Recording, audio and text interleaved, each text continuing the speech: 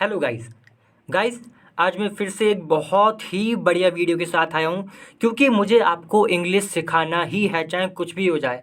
और ये जो वीडियो है बहुत ही ज़्यादा इम्पॉर्टेंट है, इसमें आप बहुत कुछ सीखेंगे, बहुत ही अच्छा। लेकिन सबसे खास बात, ये बहुत छोटी वीडियो है जिससे कि आपका टाइम बचेगा और आपको बहुत ही आसानी से पता भी नहीं चलेगा कि आपने कब इस पूरे को इंग्लिश में बना दिया। तो दोस्तों ये वीडियो जरूर देखें, चैनल को सब्सक्राइब करें और लाइक भी कर दें। कभी कभी ऐसा तो कर ही सकते हैं आप, इतना तो कर सकते हैं। मैं इतनी मेहनत से वीडियो बनाता हूँ, रोज़ आपके लिए 2 वीडियो लेके आता हूँ, इतना तो आप कर ही सकते हैं।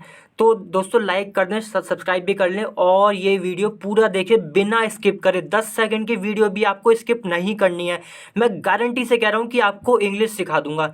आप भूल जाए वो सारी चीज़ें जो कि आप पहले कहीं इंस्टीट्यूट में गए होंगे सीखने और नहीं सीख पाए, उन सबको छोड़ दें। मेरा तरीका ही अलग है। मैं ये रूल वगैरह बकवास नहीं करता। रूल करते हैं ना, रूल रूल करते रहते हैं और कभी इंग्लिश नहीं सीख पाते। तो रूल को तो मैं बकवासबाजी ये सब करता ही नहीं। बीच बीच में कुछ आएगा, जो बीच बीच में कुछ अच्छी चीज़ आएंगी वो मैं आपको बताते ही रहता हूँ। तो दोस्तों चलिए शुरू करते हैं। तो देखिए ये लिखा हुआ है, राज ने संतोष से पूछा कि। तो इसे हम ऐसे लिखेंगे, राज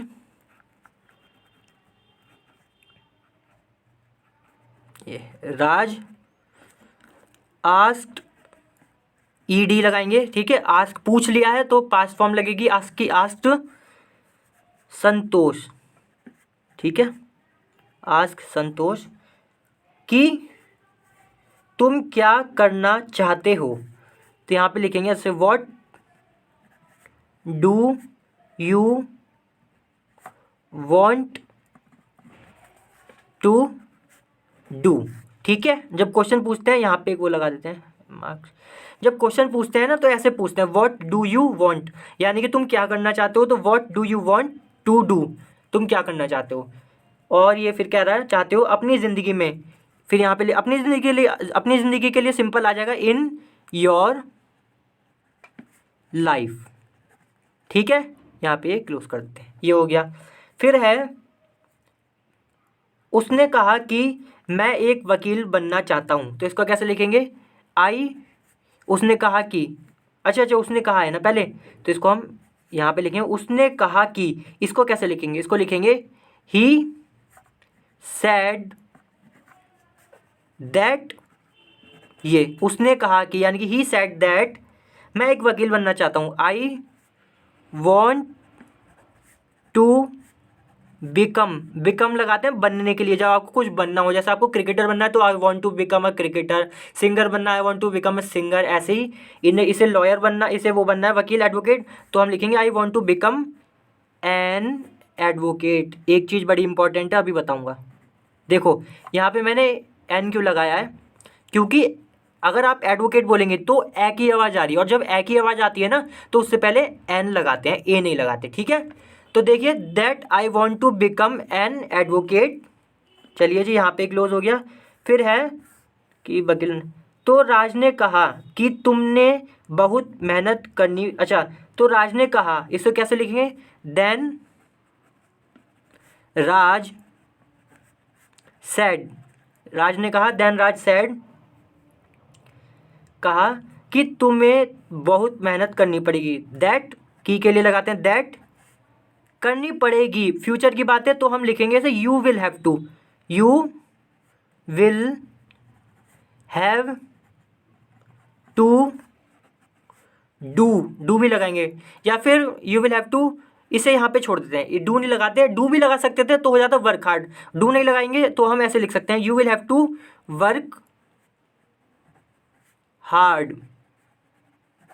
या फिर इसे वेरी भी कर सकते हैं, बहुत तरीके होते हैं दोस्तों। इसे आप ऐसे भी कह सकते हैं, यू हैव, ये है ना, you will have to work, यहाँ पे वेरी भी लगा सकते हैं ऐसे करके, यहाँ पे ऐसे। इससे क्या हो गया कि बहुत मेहनत, तो you will have to work very hard. चलिए ये भी हो गया। फिर है, करनी पड़ेगी। संतोष ने कहा, अब संतोष ने कहा इसको कैसे लिखेंगे, अब तो समझ गए होंगे आप। संतोष सैड, संतोष ने कहा, संतोष सैड ने कहा मेहनत तो करनी ही पड़ती है। तो यहाँ पे इसे कैसे लिखेंगे, ये बड़ी इंपॉर्टेंट चीज़ है। इसको लिखते हैं क्या नाम है, you always have to do hard work. देखो, हार्ड वर्क का मतलब होता है मेहनत, ठीक है। डू का मतलब करना, और हैव टू हम तब लगाते हैं जब करना ही है, कुछ करना ही करना है, मजबूरी है।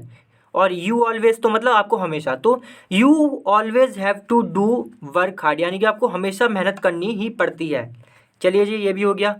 और आपको एक तरीका और मैं बताऊं, जैसे इसने कहा है ना, संतोष ने कहा मेहनत तो करनी ही पड़ती है, यानी कि इन्हें जोर भी दिया इस बात पे। तो आप इसे ऐसे भी कह सकते थे, यू डू, यहाँ पे ना डू लगाओ, ये ऐसे यहाँ पे ये लगा दिया। इस डू का क्या मतलब भाई, ये बड़ा इंपॉर्टेंट है, ध्यान से देखना। इस डू का मतलब है कि आपको, मतलब जब हम किसी बात पे जोर देते हैं ना, जैसे मान लीजिए आप कहते हैं मैं डांस करता हूँ, लेकिन अगर आप और भी ज़्यादा जोर देना चाहते हैं कि मैं करता हूँ डांस, तो हम इसको ऐसे भी बोल सकते हैं, आई डू डांस। एक तो तरीका हो गया आई डांस, यानी कि मैं डांस करता हूँ, और एक तरीका हो गया आई डू डांस, यानी कि मैं करता हूँ, जोर दे रहे हैं इस बात पे, तो हम डू लगाते हैं।